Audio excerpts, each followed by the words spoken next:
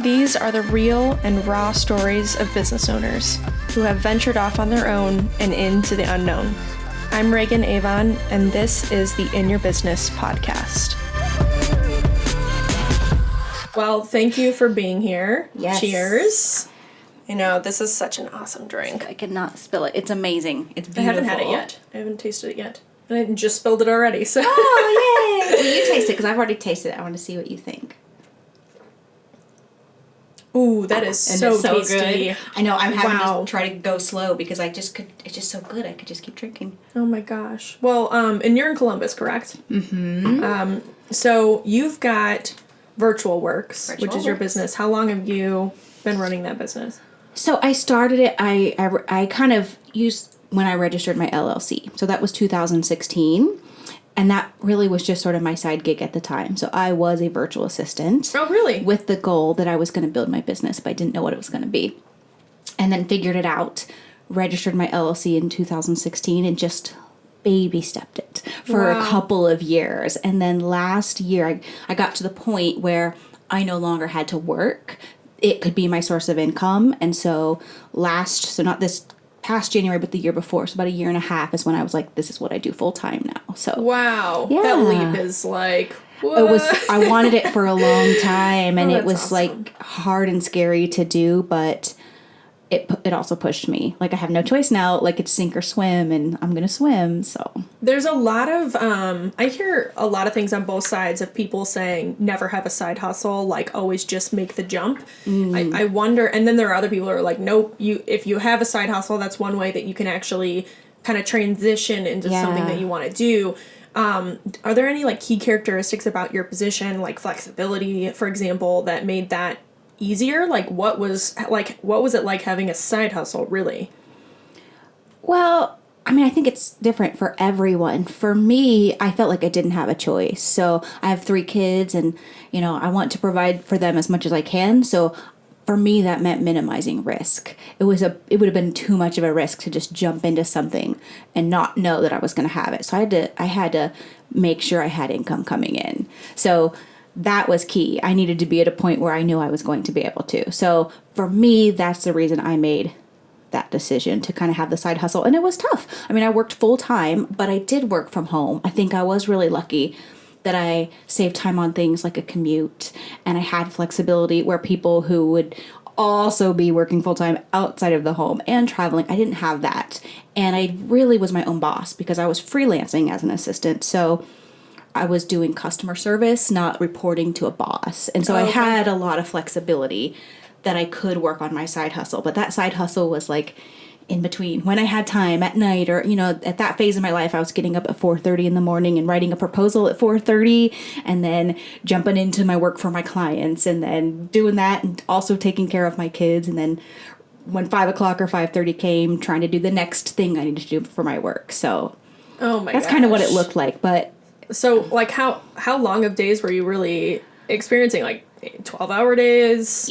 That's funny because I'm probably working, I was working a lot, and then I'm probably working more now, and I'm working on not working so much, but yeah, long days. I mean, they started early, but partly because I would want to be there to take my kids to the bus stop or pick up my daughter from school, so I would have a 30-minute break in the day here, an hour-long break in the day, so I don't know that I really worked a 12 or 15-hour day, but it felt like that long of a day just because I might still be working at 9 o'clock, but I took off an hour at 3 or something like that. So when was the moment that you were motivated to be like, I'm doing this, even if it's incremental, there's got to be some kind of moment or trigger or experience where you're like, all right, I got to start something now. Well, I mean, it was way before that. So my grandfather was a entrepreneur to a degree. My father was. So I always had that desire, always. And then, I didn't graduate from college, and I kind of floundered, and then I got successful just various ways in my career, and the whole time thinking, I'll own my own business one day. I just don't know what it is. And then I was overworked, and I had young kids, and just dissatisfied for longer than I should have let myself be. And it was just like a day. It was like a moment where I was like, this is it. Like, I can't live in limbo anymore. I can't be exhausted all the time. I'm putting my 2-week notice in today. I have no clue what the future holds for me. No clue. But I will never do it if I wait to figure it out. Like, I'll never do it because I'll just be like, let me figure it out. Well, I'm going to force myself. So that was really the day when I said, I put my 2-week notice in. And then all of a sudden I went home and after 2 weeks and I'm like, well, no money. Right. That's a motivator. Yeah, that was exactly it. Like, okay. So I was like, what can I do? And I didn't want to be stressed. I'm like, I need to breathe. I need to think. I haven't been able to think. My kids were younger and being a mom with 3 kids, it's kind of crazy. And so I was like, I'll be an assistant. I can do that easy. I can do that in my sleep. What were you doing before? So I was kind of like an operations and project manager and IT manager for a nonprofit. I kind of, at a nonprofit, you kind of just do a little bit of everything. And so, here I was like managing servers and really that wasn't my expertise. And I was trying to help run the project management, but I didn't love it. And it was just crazy, and if a server went down at 2 a.m, it didn't matter. I was the one who had to go, which not that happened a lot, but it did happen. Right. So I needed a break. I needed to be able to just breathe. I felt like I was doing 3 jobs, at once. So that's the journey. That's how it started. I was like, let me do that, and then I can figure out what my career will be. Yeah, there's always a breaking point. There's always something that's an underlying motivator. And it's interesting you said your dad is an entrepreneur. Yeah. Mine is as well. And I feel like there's just this kind of underlying knowing that you can do it. And then it takes these like kind of life circumstances to push you over the edge to say, okay, it's happening now and here's what I'm doing. Yeah, I think you're right. Some people probably just go into it so naturally or easily. But for me, I needed a motivator. Yeah. And I'm so glad I did. Like, I'm so glad I just said, what the heck, I'm going to go for it, because now here I am all these years later and I've loved how it's turned out and I'm so excited for what's still to come. So I'm really glad. How did you get, so you had this kind of, thought, okay, I can get into being an assistant. How did you determine, okay, a virtual assistant's what I'm going to do? And then how did you get that job? Where do you even look to do that? So at first I thought, I'll start my own business. I'll like create a brochure. I created a brochure and thought I'll hand this out to some people that I know in my network and maybe they'll hire me. And I honestly can't even remember what happened with that. Oh, I know what happened. But I was like, until I get hired, I need some money. And I found transcription. So I got a job through rev.com transcribing. And oh my gosh, I transcribed till my ears would bleed. Wow. There were days I was like, please don't make me listen to any more audio. But at the same time, I loved it because I got to choose the transcriptions I wanted to do. And so they would have like subject and like what it was about or who the people were. And I was like, I will listen to as many interviews as I can. So one of my favorite was John Maxwell. So I got to transcribe a bunch of John Maxwell interviews. So that was really cool. Like all these there's a guy who's writing a book. I can't remember what the book is now. Maybe I'll think of it later. He had a ton of all the interviews he did with these really incredible people. I transcribed all of those. So I'm off track telling you how exciting it was. But that's awesome. I mean, you're kind of, you found something that you could do that had flexibility for you that you also could educate myself. Yeah. That was exactly it. I was like, I'm going to nerd out and I'm going to learn as much as I can. And it did not pay a lot. So, I mean, I had to transcribe my little fingers off to make just a measly amount of money, but it was something. Mm-hmm. So I was like, okay, you can work from home. Like I'm seeing it. I don't know how that is other than this, but here's one way. Wonder if there's other ways. And so I just did a lot of Googling, which I tend to do, and eventually found this thing called Flex Jobs. And it's virtual, flexible telecommute options. And I found a virtual assistant role on there. So I got hired by a company that was really great. I ended up working with some incredible clients. And, one thing led to another that I realized I can do this too. But I'll build it in my own way with my own strengths and the things that matter to me, and see what happens. Yeah, I mean, what's crazy is you said you established your company in 2016, which means when did you start actually being a virtual assistant before that? I don't even know. Maybe 2013? So way before all of the remote work trends that are happening now. Yeah. And I used to have a remote job as well. So I worked remotely starting in like 2017, and that was really not commonplace. No, it was still early. Right.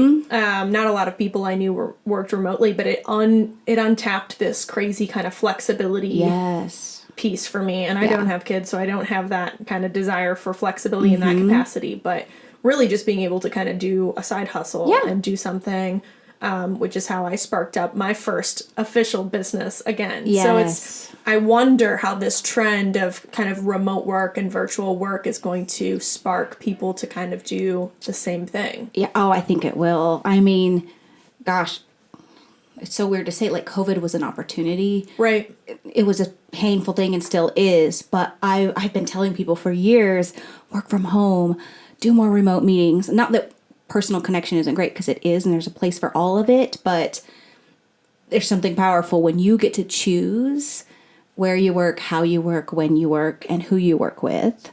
And I love that piece that we're seeing more and more people are doing it now. And people have been thinking about it, but now everyone knows, oh, it works. Right. So, I'm curious to see how many people will go back to work versus, staying at home or doing a mixture. But I think we're going to see some new things coming, and I'm glad. Right. So how do you think that this whole COVID situation has sparked opportunity to develop technologies and just kind of the mindset of virtual assistants? Have you seen a difference in your business because of that? Yeah, definitely. I mean, I'm grateful to say that we are busier than ever. I figured this would happen. And part of that is, companies are having to restructure. So there's some sadness that comes with that. They had to let someone go, and it makes sense that we would fill that role. But also now people who didn't know that they could work with someone virtually now see that you can. Like, a Zoom meeting is not that big a deal, but it felt like it to people before. Or voice memo is not that big a deal. It's so easy to stay connected with someone when you just pick up your phone and send them a quick voice memo. Right. It's not really that much different than walking down the hall and knocking on their door. And you get to do it from your home, So definitely people are open to that. Their mindset has shifted, and they're getting more comfortable with the technology. They're getting more comfortable with seeing that you can connect. So video call, like I've always said, I connect just fine on video with people, but people are like, no, you really can't. And then they do it and they see that you can. Like, a smile across the screen goes a long way. And some people have argued it actually has unlocked this even more personal connection, because I think Dave on one of our episodes had mentioned this.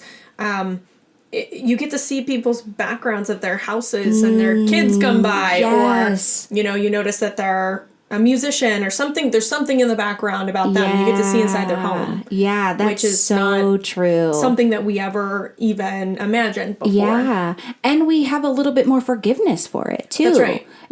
Like a dog comes in, it's not that big a deal. I'm telling you, my daughter, because my kids know, and mom's on a video call, you don't come in.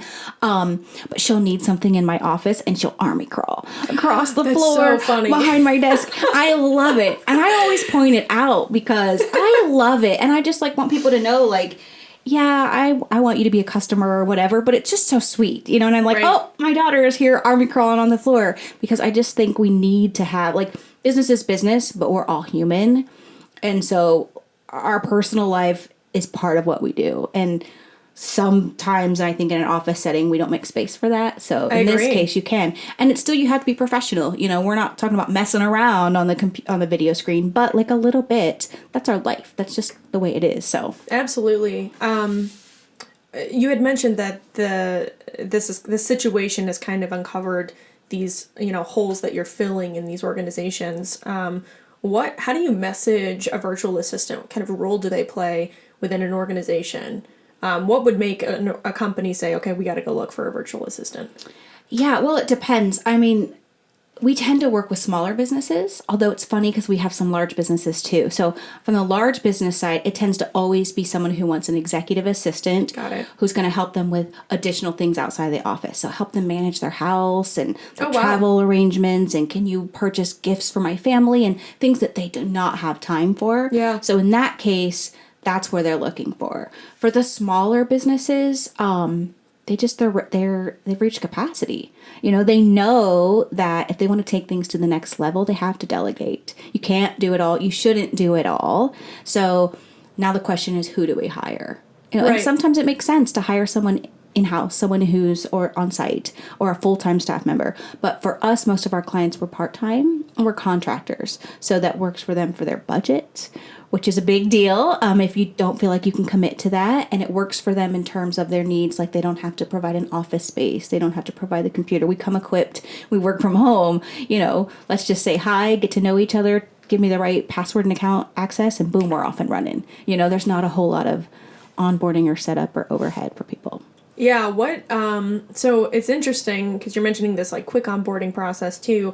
What do you do specifically to match people up? Yeah. Because I think it's interesting and unique, and I've had some experiences with virtual assistants myself, and it's so important to make sure that it's a good fit. So how have you approached that in your business, especially being a remote business? Yeah. Well, that's what I call myself, a virtual assistant matchmaker, because that fit is so important. It's so much more than just skills. So obviously I'm looking for what the client needs, and that includes a skill set, that includes certain availability, but I'm also looking for a culture fit. And I love to call it culture because even though they're working from different sides of the country, there's still a culture and they're sharing it. So for every client, I ask them, what's your core values? What's your mission? What's your vision? And so I get very clear on their needs. We do a whole lot more. We have a whole process. They take the Colby A assessment. We're trying to figure out their working style. I ask them a lot of questions. You know, it's like a 3 or 4 page questionnaire to really get in depth. And I think that's just something I've been good at, is like knowing people and figuring people out and kind of who I think they are. And then when I do my interviews, I do the same thing. I'm really, really thorough in the interviews. So I ask a lot of the potential candidates before they even get to the interview step with me. They've already given me a lot of information to see if it's a good fit for them. So it's not about, are you good at this or not? Is this a fit for you, your needs, your skill set, your passions, and your interests? So I want to make sure this aligns with who they are because they love this work. And then we go beyond there. So for each match I'm putting together, I ask the core values questions in that interview, you know, to figure out, does this industry sound interesting to you?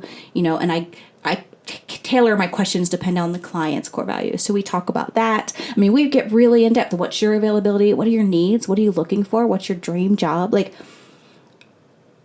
obviously we care about our clients. Like, they pay our bills, but like I started this for the women. I started this for the assistants. I was going to ask you about that. And so I want to know what they want, and I want to match them with someone that they're going to be thrilled to work with. I always say, I want you to be in a career that you love, that works for you, whatever works for you means. So let me help you figure that out. And now I'll go find a hole, you know, a team, a client that has that hole, and you get to go fill that need. And now you both get to win. Yeah, I was going to say, you've kind of unlocked this amazing opportunity for, and I assume you get mostly women. Yeah. But amazing opportunity for people that work for you. Yeah. To do exactly what you did.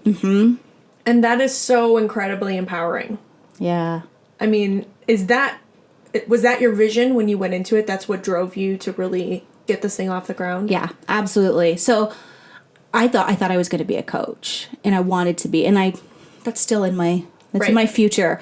But you know, a couple different things. So when I was a virtual assistant, I had this amazing client. I'm going to give him a shout out, Ben Getz. I talk about him every time, but I learned so much from him. But he would guide and mentor me, and he asked me one time, who do you want to be a hero to? And then he told me the answer, because it's the same for everyone. You want to be a hero to you. You want to be a hero to people just like you. And I was like, that's exactly right. That's exactly right. And I wanted to help people like me. And here's what helped me was working with amazing people. So my entire career, like, I just kept getting this gift of working with awesome people who I looked up to, who I respected, who were so smart, who lived life in a way I didn't know about or hadn't seen, you know, and who believed in me. They saw something in me, and they were like, you know, you're smart, you try this, you know, things. I remember my first big project, like I taught myself HTML way back in the day, which now it's not that big a deal. But at the time I was like, I'm learning a coding language. And, you know, I worked with these mathematicians, but long story short, just my whole career, I've been blessed with amazing bosses and mentors. And I'm like, this is how you help people. Like, through their job. Some people just need to pay their bills. They're not at a place where they can afford a coach. Right. They can afford a job because that's going to pay their bills. So what if their job is their secret opportunity? What if their job is like getting paid while you're getting coaching? Right. Absolutely. And so I was like, let's make this happen. So that was absolutely my vision. And, the women on our team are incredible. They're already incredible. And it's like, now they get to be even more incredible. They get to continue to have flexibility and grow and learn and choose their life and be their own boss and work with amazing people and do cool things and be really, really appreciated. That's huge. Yeah. I want our clients to appreciate our assistants, and they do. Like, they're never not valued, and that's huge too. So I think I probably got off track there. No, not at all. Yeah. I mean, honestly, when you think about what you've been able to unlock for people, everyone should be looking for opportunities to learn and mentorship. Yeah. I know personally, I have gotten as far as I have in my career because of very specific people. Yes, exactly. I mean, it always kind of ties back to that. And I think whether it's subconscious or not, we kind of attract that energy. Yeah. And I just think of making it more of a conscious effort Yes. of getting around that kind of stuff. Yeah. And being willing to say, look, this job doesn't pay as much as I think I could probably go make, but I'm getting so much more value into what this is going to catapult me into. Yeah, exactly. And I think just giving people that kind of mentality will go a long way for a lot of individuals. It's huge. And several of the people on our team are have their own side hustle. Yeah. So it's really cool. Like, it seems like a funny thing to say you're an assistant and a business owner. I know. But that's like a perfect match because they just get to like learn from another business owner who's just a little farther in their journey. Yeah, that's the right. only difference. I love the way you put that. I mean, that is seriously, it's an incredible way to frame that up for people. And it's almost like, business training 101, and then they get to kind of do what they want to do on the side. Exactly. Yeah, that's absolutely incredible. So I want to talk a little bit more about kind of this process you do to match people up, because I know you mentioned a couple of like tests or questionnaires that people have to fill in. Can you talk about what those really entail and what happens when people don't match up well? Yeah. So there's two things there. One is kind of our proprietary thing. So it's the questions that I think matter. So I've put all these together and I still refine it. Sometimes I'm like, this doesn't quite get to it or whatever, because I'm trying to get to everything. And I will tailor it too for each client.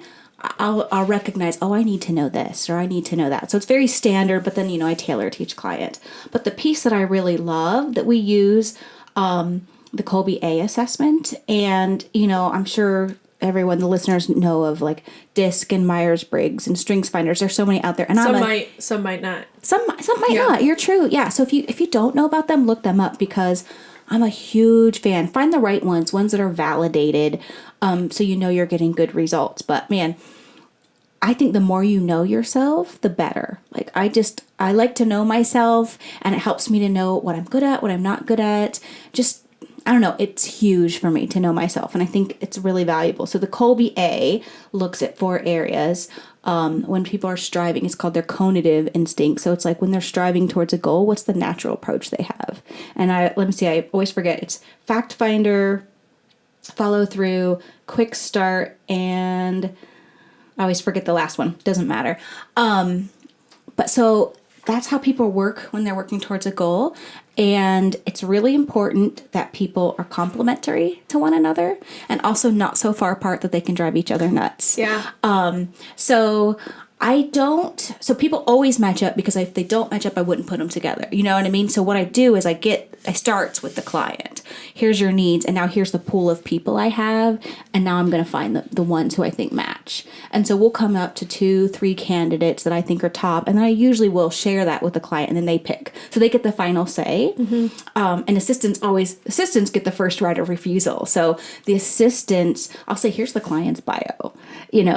Take a look. Is this someone you want to work with? And you have the opportunity to say no. And I almost never do they say no, but my favorite is when someone said no and they're like, there's no way I can work with an accountant. Oh. And they're like, that sounds so boring. And so I always think that's so hilarious. But yeah, like, don't take a job you don't want. Don't work with someone. So if this isn't the right one for you, we'll keep trying. We'll find the right person. But anyway, it goes back to that Kolbe A, which for us, I think is really, really huge. And I'm not an expert in it by any means, but I have enough knowledge to kind of know where I need to work there and how I kind of match that. But that's one piece of the bigger puzzle. Right. And you mentioned earlier too that you really sit down and you try to understand the business values and what their mission is. How do you kind of peel back the layers of that? Because they tend to be very kind of generic, right? When you ask somebody what their business values are, and then they'll kind of rattle off, trustworthiness and it's like all these things. It's like, okay, yeah, those are kind of table stake things. How do you kind of peel that back and figure out what they're really made of? Because there's a lot of, and we were just having this conversation the other day. I was with Erica, who's another guest. She was mentioning that during an interview process, it's kind of like this weird, like, abused kids kind of thing where they're making it seem much nicer than it is during the interview. And you're like, wow, I'm really resonating with this. And then you get there and you realize, like, how everybody actually is. Yeah. And so I'm wondering, like, how do you really pull back the layers of that? Because it's very complex, like, culture in a company is extraordinarily complex. I love that you're asking me that because I'm going, how do I do that? I mean, on the one hand, that's my natural strength. Like, on the Strengths Finder, connector is one for me, relator is one for me. So I have my top 5, 2 things about people. And I've always been that way. Like, I don't know, I tend to just read people well, and I love people. I love, like, in another world, maybe I'd be a sociologist or something. I don't know. I love to, like, know who they are and what is their passion and what's their life and what's their background and what do they think. And I just love that. And so I can read people pretty well. So I think I have a natural gift for it. But I'm also in the Colby, on the Fact Finder, I'm an 8. So I love, in another strengths thing, I'm input. So I am an information junkie. So, I mean, as soon as I get a potential client, a warm lead, I don't just say, hey, looking forward to meeting you, let's schedule a time. I go to their website. I look for every social site they can. I'm already starting to know them. Like, who is this person? Do I want to work with them? Sometimes we don't, and that's okay. They're not a client for me. But I'm really lucky that I get referred amazing people. Let me just say that. So I feel like most people that come through our door are already amazing, but I mean, it's before they even become a client. I'm figuring out who they are because I just naturally do that. I just love to know about people. So there's where it starts. And then I ask some pointed questions. I'll ask questions that I think really tell me something. I ask in that form. And I don't want to tell you too many of our questions because it's our system, but are you an ask for permission? Are you an ask for forgiveness person? That tells me a lot. Yeah. Control is an issue for some people, and that's okay, but we need to know, so that's one of the things that I would ask. And that tells me a lot of information. And I ask people, sit down, put some time and thought into this. And I explain the value. I'm looking for a great person for you. You don't get to interview them. I'm doing it for you. So give me everything I need. So they already know that I'm going to ask a lot, but it's little questions. What makes you great to work for? And if they don't really have anything to say, that's okay.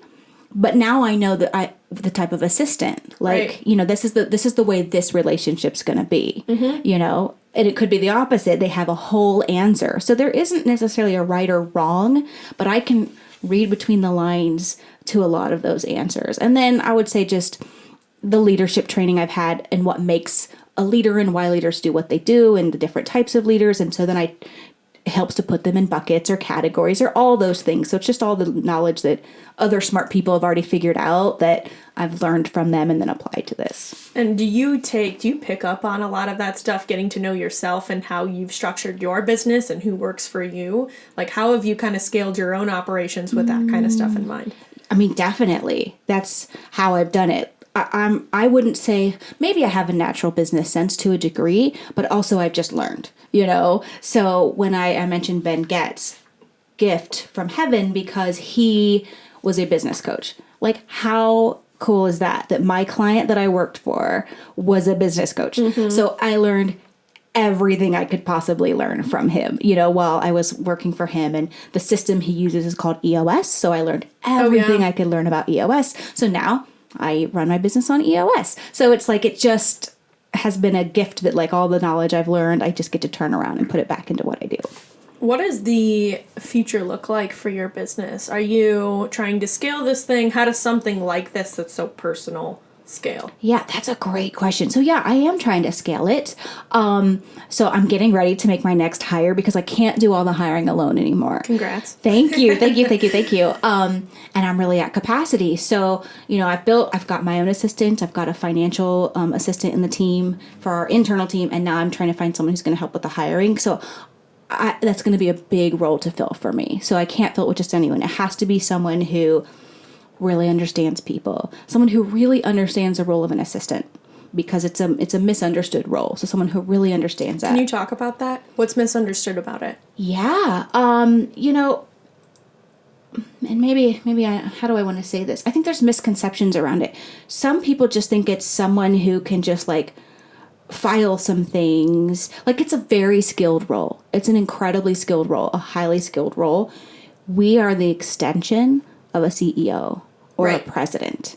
So we have to learn to speak in their voice. We have to anticipate their needs. We have to become their mind readers. We have to solve their problems and challenges, and we have to do it in the way that they would do it. So obviously we're not the CEO, but it takes a lot of smarts and skills to do that. And we have to pay attention to details. They're visionary, so they're having ideas and running with it, and we get to execute on it. But to execute means we have to be systematic, logical, strategic plan, and not make mistakes, because you surely don't want to make a mistake on behalf of the CEO. Right. So we have these like nitty-gritty things we have to do that take a lot of time and intensity, with a lot of importance. Yeah, and extreme detail. Mm-hmm. Yeah, extreme detail. So, some people understand that, other people don't. So I think that's where sometimes the misconception comes in. So you have to understand what it takes. And I'll say where I know a lot of people think they can be an assistant, and it's not their natural skill set. And there's something else that's better for them. So, when I turn people down, I'm happy when I do it, because I'm like, this isn't your skill. Don't chase it. Don't feel bad that you're not good. Don't wonder why you keep not succeeding here. You're awesome at a bunch of other things. Right. So I'm like, go be awesome at what you are awesome at. And so that probably sounds weird when I say it makes me happy, but it makes me happy to like empower them to find their gift. So yeah, you have to understand what you're hiring for. So I need someone who really understands the type of people that we need. So is there an educational process to some of your potential clients that you go through? Like letting them know if they do have a misunderstanding of what that is? Yeah, definitely. I don't think it happens often, but sometimes we have to remind clients. For one thing, they've done what they've done for so long, so they can do it in a heartbeat. They might have been running this business for 20 years, right, or even 10 or even 5. And so there is a learning curve. So you just have to remind them, no one's going to do it as fast as you immediately. And they're doing it perfectly. Like, it's okay if you make a spelling error. Like, that's okay. It's not okay if your assistant, and you wouldn't be okay if your assistant did. So she needs 30 extra seconds to double check it to make sure she does. So there is some of that. But again, I feel so blessed. I try to work with clients who are in some sort of, they're in strategic coach, they're in EOS, they're working with Vistage, they've got a brand coach. So they're the type of people who already are in leadership and development and all of that. So they're just great people. They also love to empower people. They also love to mentor. So I don't have that much of an issue that often. And if I think there's going to be one, that might be a client I don't really pursue, because I want it to always be a joy for our assistants. Not that they don't work hard, because they do. They work really hard. But we don't want someone who says, you can't do it as good as me, The nice thing that you've developed is this extremely detailed qualifier process. Yeah. Right? Yeah. Which organizations don't necessarily have. I mean, you've been able, just the nature of your business allows you to qualify your customers. And that's really important. It just kind of, you've got this huge questionnaire to qualify them, which is really cool. It makes me think about other organizations that can even adopt that kind of mentality about bringing on certain customers. Oh, definitely. Yeah, there's people way smarter than me. I mean, there's a whole thing with strategic coach about how you do that, and it can be a game changer for people. It's hard to do. It's hard to say no to somebody, but it just frees you up for the clients that you want to work with. So. Yep. Yeah, absolutely. Have you ever, I feel like I've talked to a few people who have tried assistants and then tried virtual assistants. And it hasn't worked for them. And it's because, at least this is my opinion, they've gotten to a point where they're way overloaded with work. And by the time they go to engage with an assistant, that learning curve is just way too challenging to also take on. Yeah. Getting somebody up to speed. So that you can finally, like, delegate. Yeah. How do you ever do any kind of coaching to help with that process? Are your assistants equipped and knowledgeable, I assume, about those types of challenges? Yeah, definitely. So we have a whole variety. We have different levels. We have admin, executive, strategic, and even social media. So that's the first step with the client, and that's in the discovery call, is helping them figure out what do you need. Right. And the range of what they need is huge. Administrative work covers so many departments.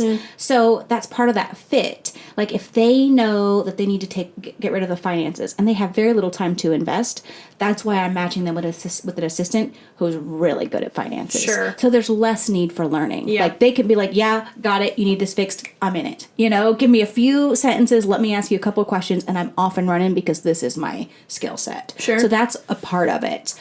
But also I am walking them through that. So it's even with asking them all those questions in that questionnaire, that's like the pre-work. That's the stuff that when someone starts a new job, they probably would have tried to figure out. Like, should I ask their permission or should I just do it? Are they going to be mad at me? Like, you don't have to wonder because I've already asked that for you. Right. You know, how do you want to communicate? Do you want me to text you? Do you want me to call you? And how does that change, excuse me, when you're busy versus when you're in a time of stress? Like, I've already asked all these questions. So I try to do as much pre-work to make it as easy as possible for that transition. So the things that normally would have been covered in the first couple of weeks, we've already done. The assistant has it. She knows about you. She's done her research. She knows what you need. We've gotten very clear on the tasks. So part of it is, what are the key things? You have this many hours a week. What do you want to spend it on? It can't be, I don't know. Right. You know, so let me help you figure that out. Let's have some suggestions. It can change and be flexible, but let's have a plan.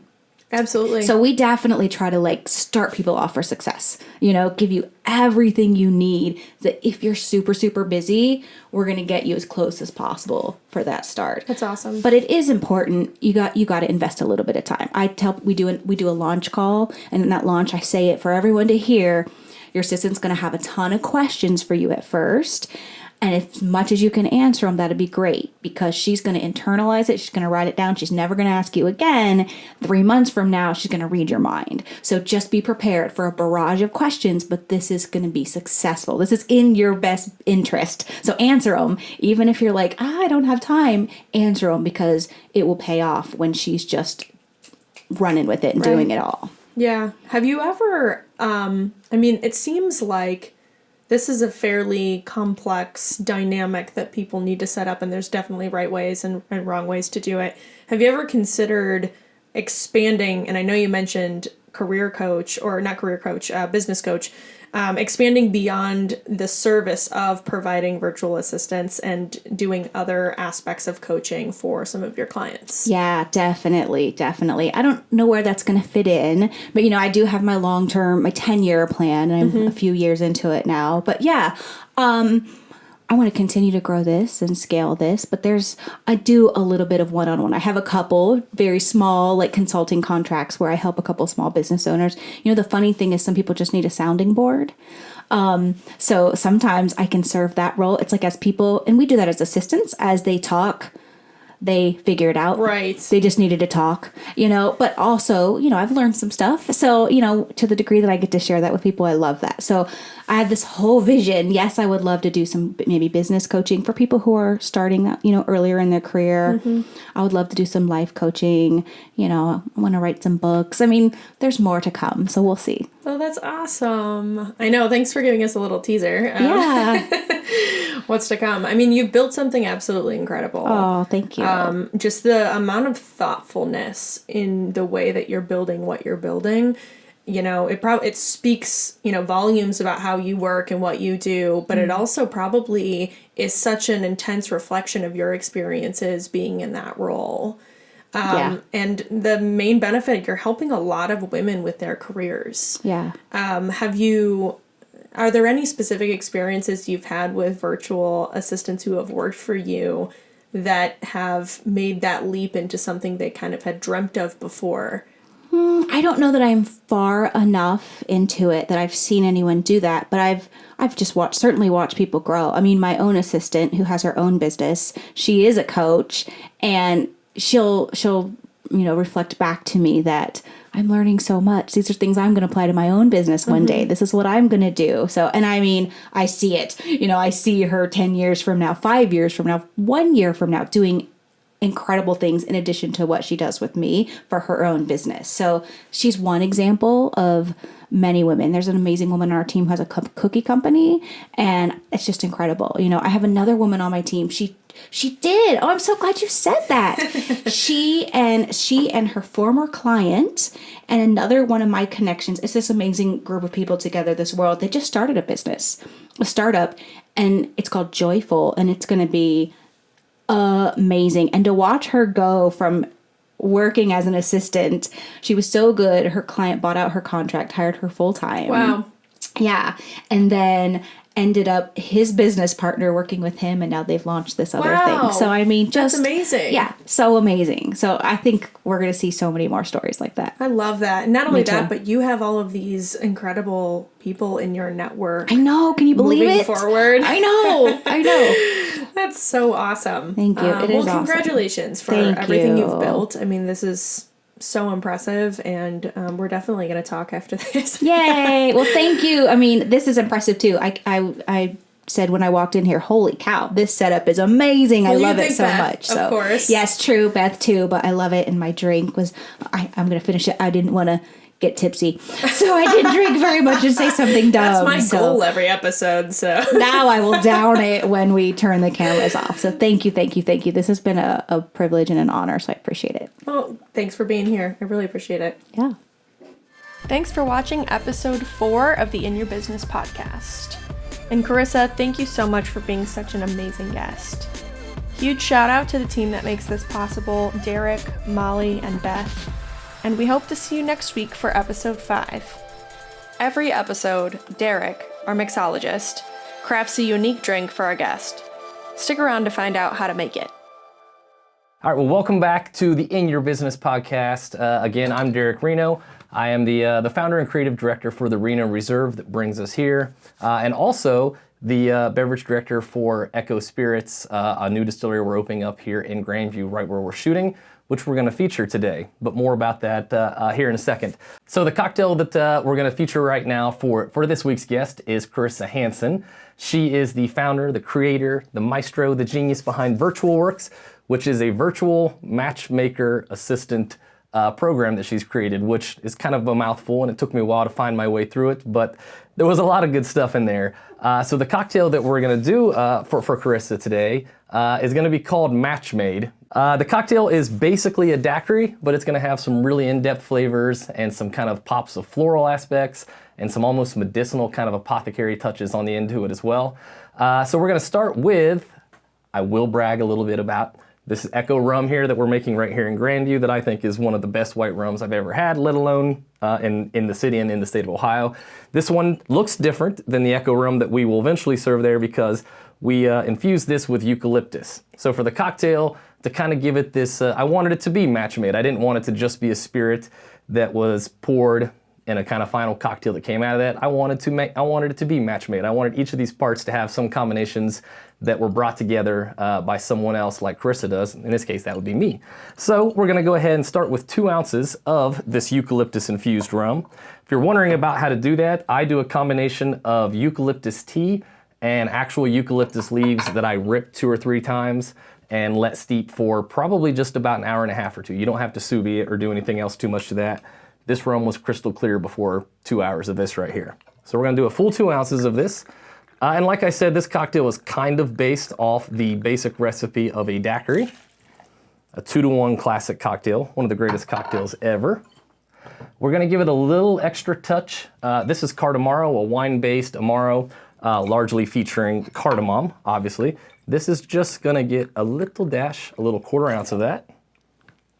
And then like the daiquiri, we're gonna do the 2 parts to 1, meaning 2 parts of your rum to 1 part citrus and sugar. Instead of just lime, I did a little combination of lemon and lime. I think we're shooting this in the summer, I think this deserves a nice little extra fresh pop and a little less acidity. We're gonna do 3/4 ounce of the lemon and lime mix, some sugar, some good old simple syrup. And then just to kind of really top it off and heighten that cardamom experience, we made cardamom bitters just for Karissa's cocktail today. I'm gonna do a good dash of that, good 5 or 6 drops if you're using the dropper. Shaking cocktail again for this one.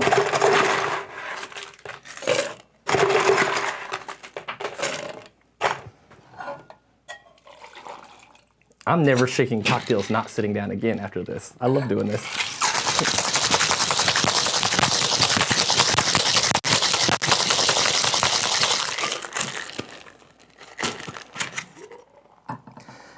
And if I'm not being anticlimactic and I'm correct, I have noticed that the inclusion of the eucalyptus into this cocktail creates a beautiful froth.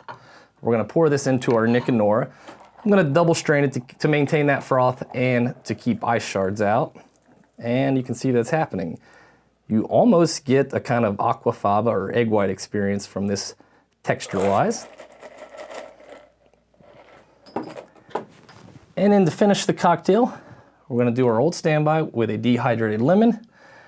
And today, we're indoors, but if you are outdoors watching this, it is beautiful, it's magnificent, and I think a little orchid would set this off just right. So the match made for Karissa. Cheers.